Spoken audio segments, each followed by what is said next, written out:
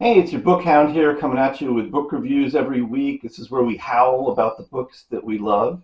If you like what you see here, I hope you'll subscribe. We got lots of great book reviews and special offers and other cool stuff coming at you every week.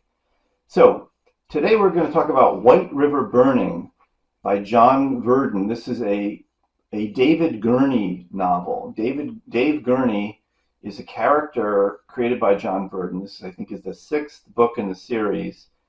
And Gurney is a, former super hot shot, homicide detective from the New York City Police Department who retired after 25 years on the force and moved upstate New York and moved to the country somewhere outside the city, probably just I'm from New York, so I kind of have a feel for this. And I don't know exactly where this is, and obviously it's a fictitious location, but it's probably somewhere up around Beacon, 100 miles outside the city, where it's farmland mostly, but there is a largish city nearby, which is supposed to be like Syracuse or something, like a real city, former industrial city in upstate New York. So anyway, Gurney lives on this farm with his wife, and they are having kind of a quiet retirement life as they do gardening and other activities and stuff, and which led me to I developed this kind of silly theory about this book because Verdon is a accomplished literary novelist, and I feel like this book came about, or this series of books came about when Verdon said to his agent, "I have this idea for a novel. It's about a married couple that retires to upstate New York, and it's all about their relationship."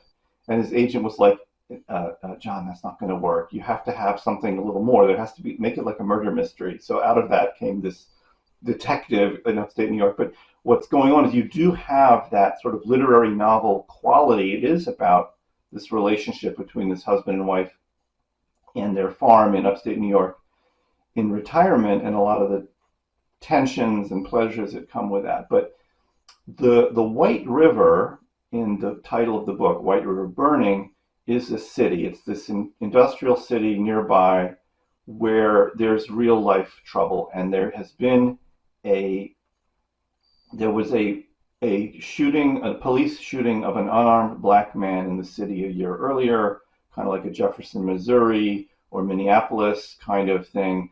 There's been a lot of protests by an organization that's sort of like Black Lives Matter. It's called the Black Defense Alliance, BDA. There's a lot of proxies in this book for things in real life. There is a television network called Max News, which is obviously Fox News, and the city of White River is starting to heat up on the anniversary of this killing, and there's big trouble coming, and it finally arrives when a police officer is shot by a sniper, and the whole city and the whole country, really, because of you see this Max News channel just amplifying this cop killing and who did it. And so out of this, in the beginning of the book, this is like something that's happening like on the radio in the kitchen as this Dave Gurney and his wife are trying to enjoy their quiet retirement. So the district attorney of White River shows up at the farm and says, "Dave, I need your help with this case.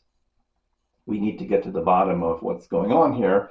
And Gurney initially is like, "You guys have a really good police department there. What do you need me for?"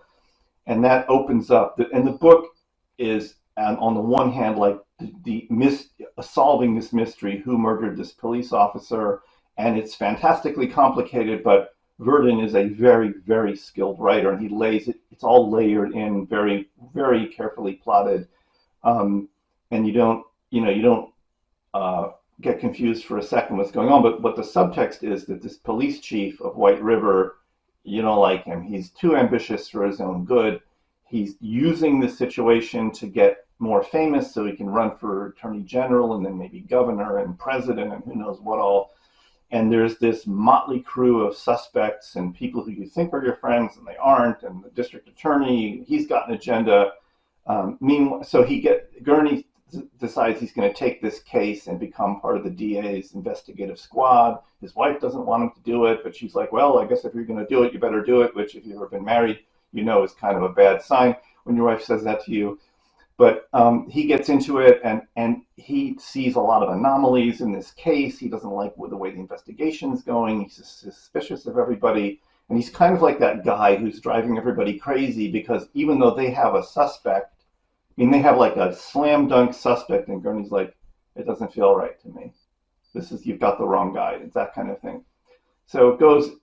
This book is kind of long. It is a 400-page book of 10-point type. It's a very long. It's really like 2 book lengths of material.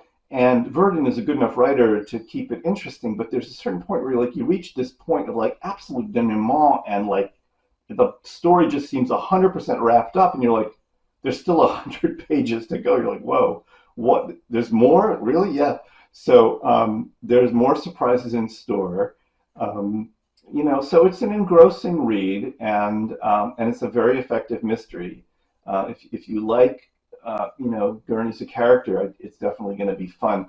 And it's what's funny about it too to me is Verdon is a brave man because he's taking on some very touchy subjects, racism, police brutality, media. These are topics, if you read most thrillers, these topics are kind of touched on as kind of little context setters. They're not really the core. He's going for the heart of it. He's making police brutality and racism the heart of the book, and that is a very tricky thing to pull off because there's a risk that you come off as preachy or you're trying to send a message. He does send a message, but he does it in a way that you don't feel like you're getting hit over the head with it. It's part of the story, and you hear it, but you're not really like, oh, here's the writer on his soapbox again. You don't get that. So my hat's off to him. I mean, he's definitely got the skills to pull that off. So that's the book.